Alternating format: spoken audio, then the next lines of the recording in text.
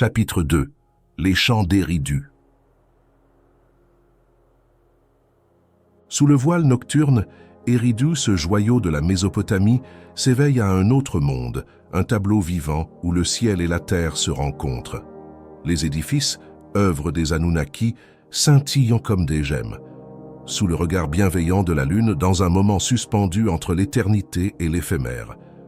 Au cœur de cette citadelle de rêve, Enki, maître des courants et des savoirs cachés, veille dans la pâle lumière lunaire. Il est le penseur, le sculpteur du destin. Les Lulus, hybrides nés de l'essence divine des Anunnaki et de l'humain primitif, s'activent dans les mines d'or, mais dans les yeux d'Enki, ils représentent bien plus, une promesse d'avenir, une toile vierge d'une grande œuvre à venir. Dans les laboratoires secrets d'Eridu, Enki et Ninki s'adonnent à des expériences révolutionnaires.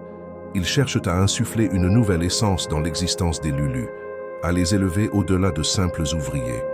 Ils rêvent de les doter d'autonomie, d'une étincelle d'intelligence qui pourrait les conduire vers une aube nouvelle. Tandis qu'Enki rêve, Enlil, le vigilant gardien de l'ordre, observe l'évolution de la cité avec une inquiétude grandissante. Convaincu que chaque action doit servir Nibiru, il voit dans les expérimentations d'Enki une menace à l'équilibre de leur mission. Pour lui, ces actes risquent de bouleverser la hiérarchie établie. Dans les mines, un changement s'opère chez les Lulus. Leur labeur, jadis silencieux et routinier, est désormais ponctué de murmures et de regards échangés. Leur conscience, éveillée par Enki, s'ouvre à des pensées et des désirs inconnus.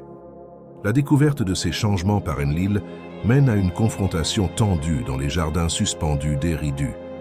Face à l'autorité inflexible d'Enlil, Enki défend avec ferveur son droit à explorer les frontières de la création. Le chapitre se clôt sur une note de mystère et d'espoir. L'Adama, nouvelle création d'Enki, apparaît, un être d'une beauté et d'une intelligence exceptionnelles. Aux portes du jardin d'Éden, il regarde le monde s'ouvrir devant lui, un monde où les rêves divins et les désirs humains commencent à s'entrelacer dans une épopée qui redéfinira l'histoire.